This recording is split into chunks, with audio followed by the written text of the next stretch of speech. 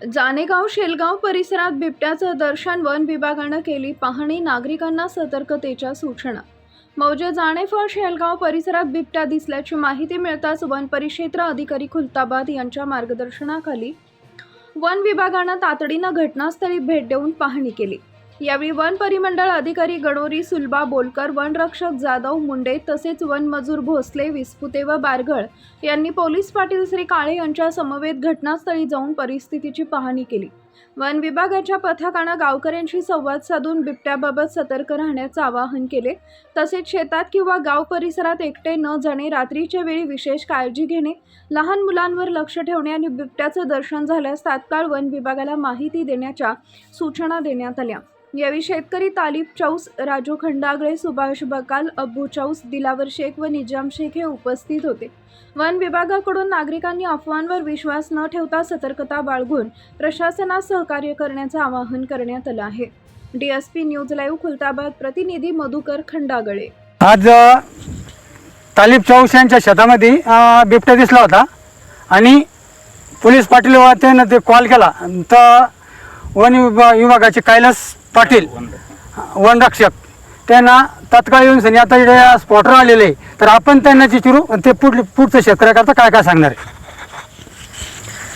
आज रोजी आम्ही इथं पोलीस पाटील काळे साहेब यांना आम्हाला इथं फोन केला।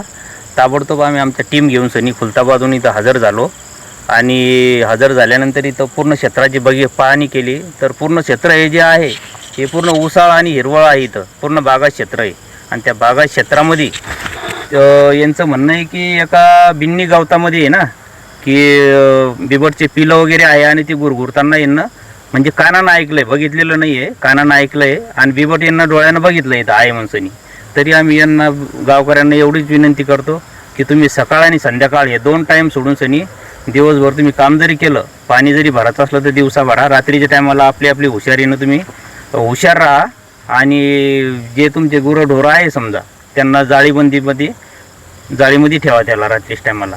आणि आता सध्या शेतकऱ्यामध्ये एक भीतीचं वातावरण झालेलं आहे, तर मग आता तुम्ही शेतकऱ्याकरता उपाययोजना काय करणार आहे पुढच्या? भीती आता शेतकऱ्याला आम्ही एवढं सांगू शकतो की आता सध्या त्याचे यांच्या म्हणण्यानुसार इथं पिलं आहे म्हणतात, त्या पिलाला आपण जे मादी आहे त्या मादीला पिलापासून अलग करू शकत नाही। आम्ही ते याला एकच सांगतो की यांना फटाके वगैरे फोडायचे म्हणजे जेणेकरून ते बाजूला निघून जातील सध्या, आणि पिलं लहान झाले की ते मोठाले झाले की ते आजूबाजूला निघून जाणार ते। सरनं एकदम व्यवस्थिशीर माहिती दिली आणि एक शेतकऱ्याची एक जनजागृती केली आणि आपण म्हणतो बा कोणचे वन विभाग असेल आणि कोणी असेल मदतीला येत नाही, पण आता आज आंध्र झालेलं तरी ते सुद्धा एक शेतकऱ्याच्या मदतीला येत असतात आणि तसे आपण बघू शकतो। आता वन विभागाची पूर्ण टीम इथे हजर झालेली, त्यांची गाडीसुद्धा हजर झालेली। तसेच आमचे यसगावचे पोलीस पाटील हे सुद्धा शेतकऱ्याकरता एक चांगलं काम करत असतात।